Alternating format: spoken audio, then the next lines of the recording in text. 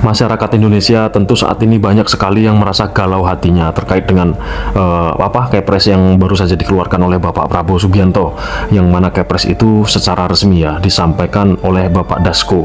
Nah, kemudian di situ ada yang namanya mengeluarkan abolisi dan amnesti, yang mana kita semua juga bingung ya. Di awal kemunculan kasus Tom Lembong itu Bapak Profesor Mahfud MD yang tidak bisa kita ragukan kredibilitasnya dalam pemahamannya di dunia hukum, yang mana waktu itu beliau mengatakan bahwa perbuatan dari Tom Lembong itu sudah memenuhi unsur perbuatan melawan hukum dalam hukum pidana, tidak ada dan tidak perlu diperdebatkan.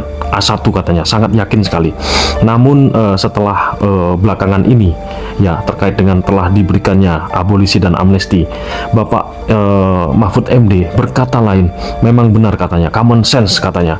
Jadi perbuatan Tom Lembong itu kasus yang dialami oleh Tom Lembong itu adalah kasus yang dikriminalisasi.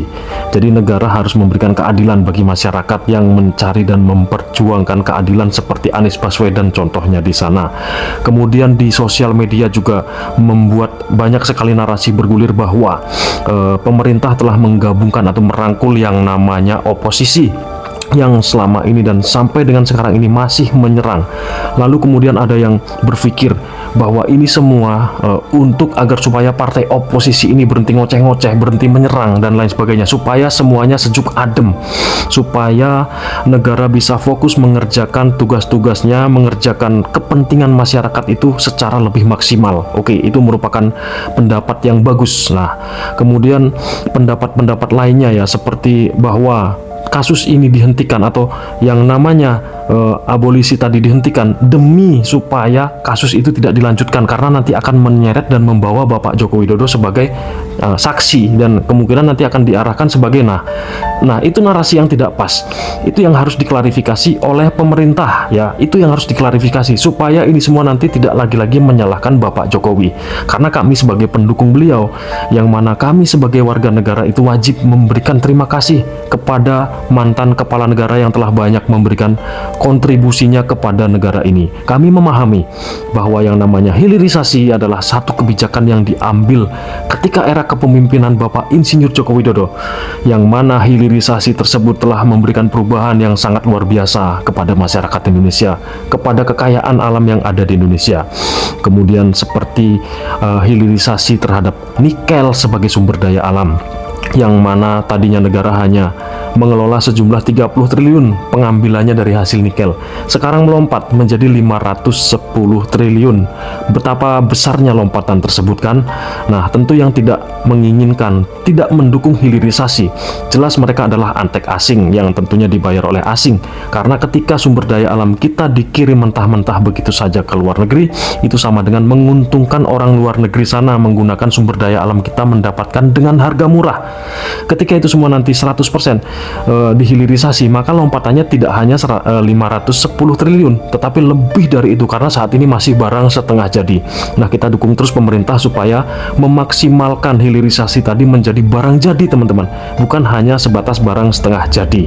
Lalu hal-hal baik lainnya seperti membangun infrastruktur, misalnya jalan tol Trans Sumatera, kemudian jalan Trans Papua, sekolah-sekolah di Papua, smelter-smelter yang sudah dibangun, kemudian jalan tol Trans di Kalimantan ya, dan banyak infrastruktur lainnya yang dibangun. Kemudian ada lagi mengembangkan QR kode menjadi QRIS, produk asli Indonesia, yang mana kita bisa bayangkan ya, ketika QRIS itu nanti digunakan oleh orang di seluruh dunia, maka Indonesia akan mengontrol, Bank Indonesia akan mengontrol sistem transaksi yang ada di seluruh dunia, yang mana selama ini yang menguasai dan mendominasi itu adalah Mastercard dan Visa, yang kemudian kita sebagai masyarakat di bawah yang tugasnya ke sawah, berkebun, itu sudah memahami loh.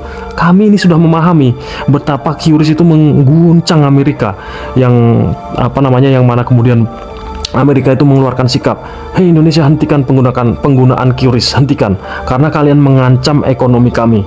kami masyarakat ini sudah bisa memahami loh betapa hebatnya QRIS tadi, dan masih banyak lagi teman-teman gebrakan-gebrakan lain yang diciptakan oleh Bapak Insinyur Joko Widodo di era beliau memimpin bangsa ini.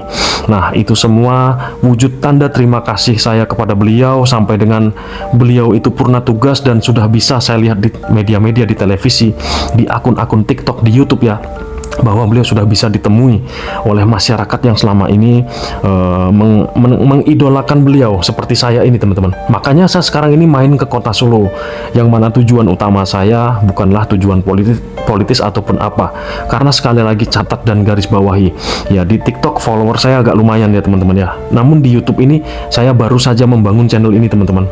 Tungkar syukur alhamdulillah sudah tembus di sekitar 2,3 ribu subscriber ya. Atau teman-teman bantu subscribe ya, karena saya akan selalu memunculkan informasi-informasi yang sekiranya adalah bermanfaat untuk bisa kita ketahui.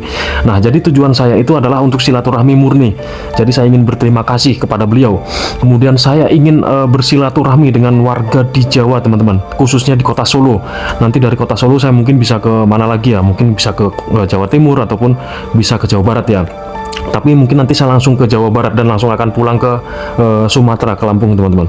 Nah, di situ teman-teman saya juga ingin mengucapkan rasa kangen saya, karena saya sudah lama melihat Bapak Jokowi sebagai presiden, tahu-tahu beliau sudah tidak lagi menjadi kepala negara. Nah, di situ ada rasa kerinduan sebagai masyarakat untuk melihat sosok pemimpinnya. Di situ kemudian saya juga ingin memberikan memberikan ucapan terima kasih secara langsung atas apa yang telah beliau berikan kepada negara Kesatuan Republik Indonesia. Nah, kemudian juga saya ingin memberikan support kepada Bapak Insinyur Joko Widodo terkait dengan musibah-musibah yang dialaminya. Yang pertama, ketika saat ini beliau sedang dalam masa penyembuhan dari sakitnya, dan selain masa penyembuhan dari sakitnya, beliau juga sekarang ini difitnah bahwa ijazahnya merupakan ijazah palsu. Nah, hal seperti itu teman-teman, itu merupakan bentuk perbuatan yang merendahkan Bapak Jokowi, merendahkan serendah-rendahnya, sangat tidak pantas sebagai warga negara, seperti Rismon Sianipar, seperti Roy Suryo, kemudian Tifa, kemudian Egy Sujana, kemudian siapa lagi tuh, pokoknya CS mereka itu sungguh sangat tidak pantas sebagai warga negara Indonesia bersikap seperti itu. Sementara kita sudah tahu betapa besarnya jasa yang telah Bapak Jokowi berikan kepada negara ini. Nah, terkait dengan masalah ijazah itu teman-teman, saya lagi-lagi ingin menjelaskan ya. Jadi poinnya begini, barang siapa yang mendalilkan, maka pihak yang mendalilkan tadi harus membuktikan dalilnya atau membuktikan dalil yang dibuat. Nah, dalam hal kasus dugaan fitnah ijazah palsu ini, awal mulanya yang mendalilkan, yang menggugat itu adalah pihak Roy Suryo CS. Nah, tetapi di situ Roy Suryo CS mendesak kepada media, karena kekuatan media itu luar biasa, dan karena mereka memang faktanya aktif sekali bermain sosial media, dan mereka mendesak bahwa Bapak Jokowi agar membuktikan bahwa ijazah beliau adalah ijazah asli. Ya, di situ selalu didesak sehingga kemudian banyak juga masyarakat yang mengatakan, "Simple Pak Jokowi, tinggal Bapak tunjukkan ijazahnya, selesai masalahnya." Nah, teman-teman, masalahnya bukan sesimpel itu, teman-teman. Ya, Bapak Jokowi juga orang yang mengikuti aturan hukum, yang mana ada aturan hukum yang mengatur, dan beliau juga berlogika, teman-teman. Beliau ini bukan orang biasa seperti yang misalnya orang-orang komenkan di komentar ya, tetapi lebih kepada logika hukumnya. Dan sesuai dengan logika hukum ya, siapa yang mendalilkan itu yang harus membuktikan. Lah, ngapain kita repot-repot untuk menunjukkan, membuktikan gitu loh. Nah, sementara teman-teman secara formil dan secara material itu yang juga merupakan dasar hukum ya, Universitas Gadjah Mada sudah memberikan keterangan secara resmi loh. Sudah memberikan keterangan secara resmi bahwa ijazah beliau adalah ijazah asli, yang mana beliau adalah alumni Fakultas Kehutanan. Nah, selain juga dari Universitas Gadjah Mada, rekan-rekan Bapak Jokowi semasa kuliah juga telah memberikan keterangan dan memberikan kesaksian ya, bahwa betul Bapak Jokowi adalah teman kuliahnya. Nah, dalam kemudian berjalan sampai dengan hari ini, Roy Suryo CS sudah ditetapkan tersangka oleh Polda Metro Jaya terkait dengan dugaan fitnah kepada Bapak Jokowi. Nah, di situ lagi-lagi muncul perlawanan dari tim mereka ini, yang saat kemarin itu menuduh bahwa ijazahnya ijazah palsu, tahu-tahu sekarang Rismon juga muncul di pemberitaan di media-media menuduh lembar pengesahan skripsinya adalah tidak ada. Sekarang yang dipermasalahkan bukan lagi skripsi, tetapi bukan lagi ijazah, tetapi skripsi. Nah, nanti kalau ketika skripsi itu udah terbukti asli, kemungkinan nanti bisa yang dipermasalahkan KTP-nya Pak Jokowi dibilang palsu. Bisa jadi setelah KTP-nya tidak berhasil dituduh palsu, bisa jadi nanti kakaknya, bahkan akta kelahiran Pak Jokowi nanti bisa dituduh palsu, atau nanti yang lainnya seperti KTP-nya Bu Iriana dan lain sebagainya. Nah, itulah merupakan tindakan-tindakan yang ngawur, teman-teman, ngawur. Sekali lagi saya jelaskan bahwa Egy Sujana itu adalah sudah berkali-kali melakukan tindakan pidana dan sudah pernah dipenjara. Itu artinya beliau ini adalah seorang residivis. Nah, kemudian Roy Suryo juga sudah pernah melakukan penistaan agama atau pelecehan terhadap simbol-simbol agama. Saya ingatkan dulu, Roy Suryo membuat meme ya dari sebuah stupa atau patung di Candi Borobudur, yang mana itu kemudian menyakiti hati umat Buddha. Nah, jadi mereka ini kriminal, teman-teman. Mereka ini pernah melakukan perbuatan jahat dan kita harus menetapkan pada pilihan hati kita. Banyak orang beberapa orang yang membela Roy Suryo. Pertanyaannya, apakah kamu yang membela itu betul-betul lahir dari dalam hatimu atau kamu itu hanya buzzer? Yang pasti yang sedang kamu bela itu adalah orang yang pernah menjadi narapidana. Itu artinya dia jahat dan perlu dihukum. Dan saat ini dia akan mengalami lagi hukumannya. Walaupun nih sekarang si Egy Sujana kabur ke Malaysia apa kemana ya, siap-siap aja, itu pasti akan ditangkap dan selamat menikmati hukuman. Itu merupakan karma langsung yang harus kalian pertanggungjawabkan secara hukum.